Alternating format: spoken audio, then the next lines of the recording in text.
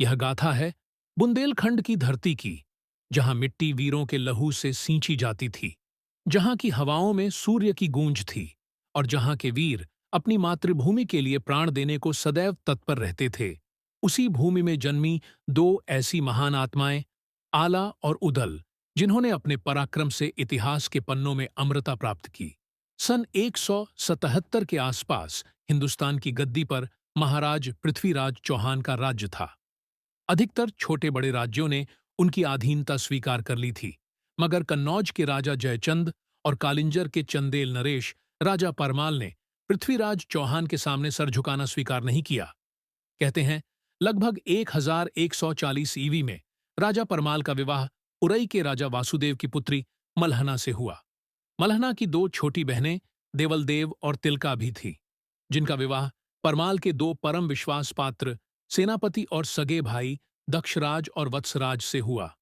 उन्हीं तीन वीरांगनाओं की कोख से जन्मे पांच ऐसे पुत्र, जिन्हें महुआ में पंचवीर के नाम से जाना गया, राजा परमाल और रानी मल्हना से जन्मे राजकुमार ब्रह्मकुमार। राजपुरोहित के घर जन्मा एक तेजस्वी बालक ढेबा, बल्कि ज्योतिष शास्त्र में भी निपुण था। उसे संकट की घड़ी में मित्रों का सच्चा साथी कहा गया है। सिरसा में तिलका ने एक पुत्र मलखान को जन्म दिया, जिसका शरीर वज्र के समान कठोर था और युद्ध भूमि में वह सिंह की भांति गरजता था। वहीं दहपुरवा में देवलदे के आंगन में जन्मा आहा, जो कि आगे चलकर इतिहास का सबसे बड़ा वीर योद्धा बना। जन्म से ही उसकी आंखों में तेज और हृदय में पराक्रम था। आला के जन्म के समय के बाद देवलदेव पुनः गर्भवती हुई, परंतु उसी समय मांडवगढ़ के राजा बघेल ने महुआ पर आक्रमण कर दिया। युद्ध की गूंज ने पूरे बुंदेलखंड को झंझोड़ दिया। पूरी मांडवगढ़ के राजा बघेल का आक्रमण अचानक था, न कोई चेतावनी, न कोई तैयारी। चंदेल नरेश राजा परमाल की सेना उस क्षण असहाय थी। राजा बघेल ने क्रूरता की सारी सीमाएं लांघ दी। उसने परमाल के दो वीर भाइयों दक्षराज और वत्सराज को बंदी बना लिया। उन्हें बेड़ियों में जकड़कर मांडवगढ़ ले जाया गया और फिर उन दोनों का वध करके उनके कटे हुए सरों को विशाल बरगद के पेड़ पर टांग दिया गया, जैसे सभी राज्यों को शक्ति की चुनौती देने वाला संदेश हो। इस भयानक घटना के कुछ महीनों बाद दहपूर्ववा के आंगन में उदल नामक एक बालक ने जन्म लिया। बुंदेलखंड की लोक धुनों में आज भी गाया जाता है, जिस दिन उदल ने जन्म लिया, धरती ठाई हाथ ढस गई। ऐसा कहा जाता है कि वह बालक अपनी मां के कोख से ही वीरता लेकर आया था, मगर उसके जन्म का स्वागत फूलों से नहीं, आंसुओं से हुआ। देवलदे, जो कि एक वीरांगना से अब विधवा बन चुकी थी, अपने बेटे को देखकर कांप उठी। उन्होंने कहा कि यह मेरे कुल का नाशक है, इसने ही मेरे पति को मुझसे छीना है। उस क्षण पूरे महल में सन्नाटा छा गया। महारानी मल्हना, जो स्वयं ही दुख से टूटी हुई थी, आगे आई। उन्होंने देवलद्य को समझाने का प्रयास किया। एक मां होकर तुम अपने बेटे को सांप कैसे दे सकती हो? वह बालक कुल का नाशक नहीं, हमारे कुल की रक्षा करेगा। एक दिन अपने पिता और चाचा की मौत का बदला लेगा। मगर देवलते का मन पत्थर का हो चुका था। उन्होंने अपना मुंह फेर लिया। तब मल्हना ने उदल को अपनी गोद में उठा लिया और घोषणा की कि यदि इसकी जननी इसे त्यागती है, तो आज से मैं इसकी मां हूं। यह मेरा बेटा है और यही आगे चलकर महुआ की शान बनेगा। उसी क्षण महुआ के आकाश में एक तेज बादल गरजा, मानो विधाता ने भी इस निर्णय को स्वीकार कर लिया हो। धीरे धीरे समय का पहिया बढ़ता गया और एक दिन महान योगी गुरु गोरखनाथ का आगमन महुआ में हुआ। जैसे ही यह शुभ समाचार रानी मल्हना को मिलता है, वो बिना समय गवाए गुरु जी का आशीर्वाद लेने पहुंच जाती है। रानी गुरु गोरखनाथ से अपने महल में पधारने के लिए निवेदन करती है। गुरु गोरखनाथ प्रेम पूर्वक निमंत्रण स्वीकार करते हैं और अगले दिन महल में आने का वचन देते हैं। अगले दिन रानी मल्हना ने पूरे राष्ट्र सम्मान के साथ गुरु गोरखनाथ का सत्कार किया। उनके लिए विशेष भोजन विश्राम और पूजा की व्यवस्था की गई। उदल, जो उस समय बाल्यावस्था में था, वो गुरु गोरखनाथ की दिव्यता और तेज से अत्यंत प्रभावित हो जाता है। उसका झुकाव गुरुजी की ओर गहरा होता चला जा रहा था। रानी मल्हना यह देखकर भाव विभोर हो जाती है और अपने पुत्र उद्धल को गुरु गोरखनाथ के चरणों में समर्पित कर देती है।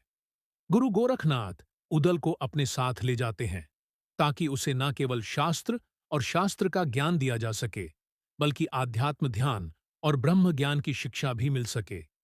उदल के जाने के बाद राजा परमाल ने आला मलखान ब्रह्मा और ढेबा को शस्त्र विद्या, युद्ध कौशल और रणनीति की गहन शिक्षा दी जाने लगी।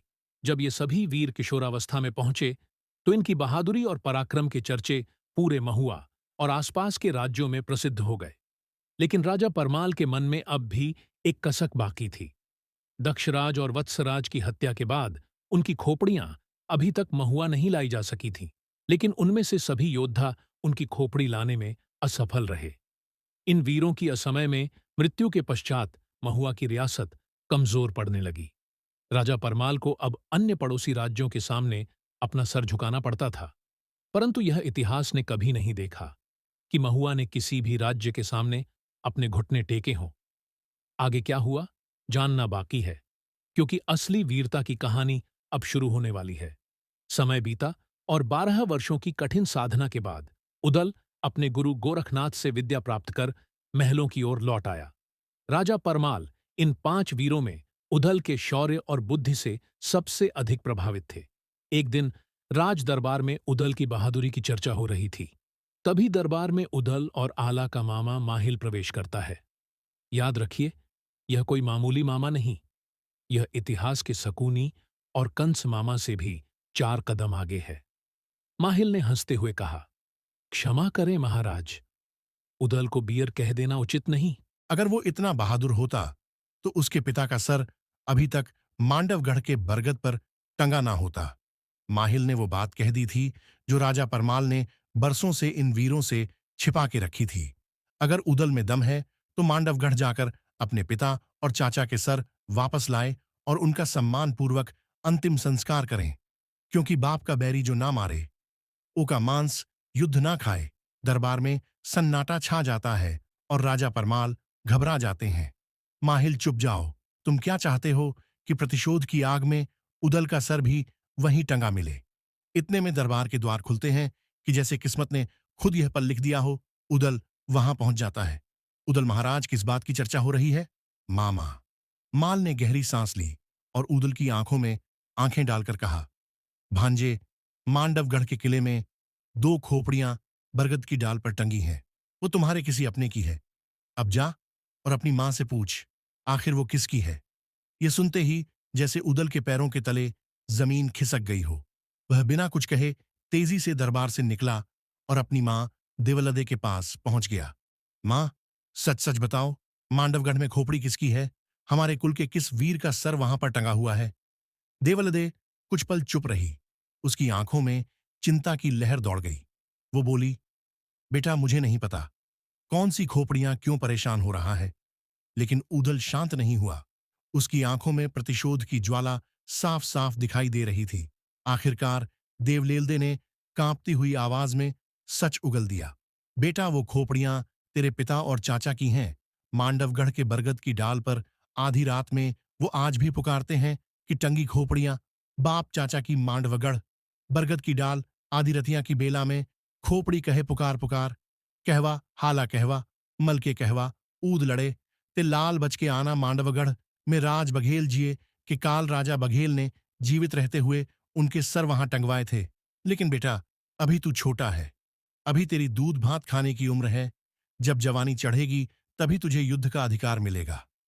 देवलद्दे ने बेटे बेटे को समझाने की बहुत कोशिश की, लेकिन उदल ने दृढ़ स्वर में उत्तर दिया, मां, बदला लेने के लिए उम्र नहीं देखी जाती। अभिमन्यु ने चक्रव्यूह भेजा था।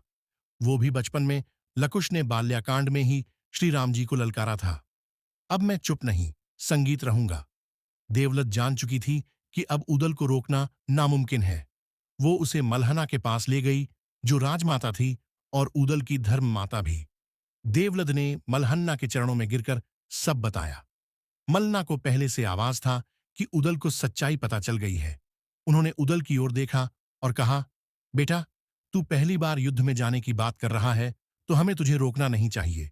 12 बरस कुकर जीवे और तेरे जिए सियार, साल 18 छत्री जीवे, ज्यादा जीवे तो धिक्कार। उदल का चेहरा गर्भ से छलक उठा।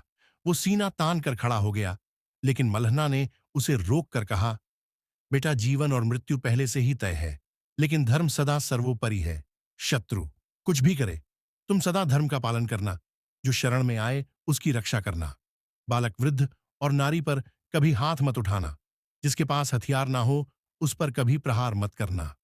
भागते शत्रु का पीछा कर हत्या मत करना। हथियार का प्रयोग हमेशा धर्म के मार्ग पर ही करना। उदल ने धर्म माता के हर वचन को अपने हृदय में बसाया और मन में प्रतिज्ञा की कि अपने बाप और चाचा की मौत का मैं ही बदला लूंगा। माता से आज्ञा लेकर उदल राजा परमाल के दरबार में पहुंचा और उनसे मांडवगढ़ के युद्ध की आज्ञा लेने लगा। जैसे ही उदल ने मांडवगढ़ के किले पर आक्रमण की बात कही, राजा परमाल गंभीर स्वर में बोले, उदल, मांडवगढ़ कोई साधारण दुर्ग नहीं है। उसकी प्राचीन लोहे जैसी मजबूत दीवारें हैं और चारों ओर गहरी खाइयां, और इन खाइयों को बबूल के कांटेदार वृक्षों ने घेर रखा है। इस किले को भेजना इतना आसान नहीं, और तुम्हारी उम्र और तजुर्बा भी अभी बहुत कम है। ये सुनते ही उदल ने गर्व से सर उठाकर कहा, महाराज, एक क्षत्रिय का जीवन लंबा नहीं, गौरवशाली होना चाहिए। 12 बरस तक कुत्ता जीता है और 16 तक जीता है। सियार साल 18 से अगर ज्यादा क्षत्रिय जिया तो उसके जीवन पर धिक्कार। राजा परमाल ने उसकी बात सुनी और शांत स्वर में बोले, पराक्रम आवश्यक है पुत्र, लेकिन बुद्धि भी उतनी जरूरी है। केवल वीरता से नहीं, बुद्धिमत्ता से युद्ध जीता जाता है। इन दोनों का मेल ही सफलता का मार्ग दिखाता है। क्योंकि राजा परमाल के दिल में भी बहुत सालों से अपने भाइयों के बदले की आग जल रही थी। उदल ने निडर होकर उत्तर दिया, महाराज, रणभूमि के मात्र 2 ही परिणाम होते हैं, विजय या वीरगति, और जो इनमें किसी से भी डरे वो योद्धा कहलाने योग्य नहीं है। यह सुनकर सारा दरबार जोश और प्रेरणा से भर उठा। सबने उद्दल के साहस को सराहा। तब राजा परमाल भी प्रसन्न होकर बोले, जाओ वीर उद्दल, तुम्हें युद्ध की अनुमति है। तुम्हारी विजय सुनिश्चित है। राजा से आज्ञा पाकर उदल ने अपने चारों पराक्रमी भाइयों आहा, मलखान, ब्रह्मा, ढेबा को बुलाया और सभी ने मिलकर मांडवगढ़ को जीतने की रणनीति बनानी आरंभ कर दी। तभी मलखान ने कहा, भाइयों, किले की पूरी जानकारी मिले बिना हमला करना मूर्खता होगी। हमें पहले दुर्ग की बनावट और भीतर जाने के सभी रास्तों को ठीक से समझना चाहिए। आला ने सर हिलाते हुए समर्थन किया। बिल्कुल सही कहा अमल खान, किले की स्थिति को जाने बिना कदम उठाना घातक हो सकता है। ब्रह्मा ने अपनी बात कही, अगर हम किले में से किसी को अपना बना लें तो हमारा रास्ता और भी ज्यादा आसान हो जाएगा। इस बात पर ढेबा थोड़ा चिंतित हुआ और बोला, भैया, बात तो आपकी सही है, लेकिन किसी सैनिक को अपने पक्ष में करना खतरे से खाली नहीं। अगर उसने हमें धोखा दिया तो सब कुछ बर्बाद हो सकता है। काफी सोच विचार और चर्चा के बाद सभी वीरों ने एक योजना बनाई कि वे सभी योगियों का भस्म धारण करके और उसी रूप में किले के अंदर प्रवेश करेंगे। पांचों भाई जब साधु का भेष धारण करके अपनी माताओं से मिलने पहुंचे तो वे भी उन्हें पहचान नहीं पाई। उन्होंने भी उन्हें साधारण योगी समझकर ही उनका सत्कार किया। उधर महुआ के दरबार में राजा परमाल ने आला को महुआ का सेनापति नियुक्त कर दिया। पूरा दरबार सेनापति आला के नारों से गूंज उठा और राजा परमाल ने सभी वीरों को उनके घोड़े सौंपे। आला को मिला किलिया घोड़ा ब्रह्मा को, हरनागर ढेबा को, मनोरथ उदल को बुला और मलखान को कबूतरी नाम की घोड़ी दी गई। फिर क्या था, पूरी महुआ सेना युद्ध के लिए कमर कस चुकी थी और जैसे ही सूर्यास्त होने लगा, सेना ने मांडवगढ़ की ओर कूच कर दी और लगभग 4 दिन की यात्रा के बाद सेना मांडवगढ़ के दुर्ग के पास पहुंच गई और वहां चारों ओर बबूल के जंगल थे। उन्होंने वहीं अपनी छावनी डाली और दुर्ग के भेद जानने की अगली योजना पर काम करना शुरू कर दिया।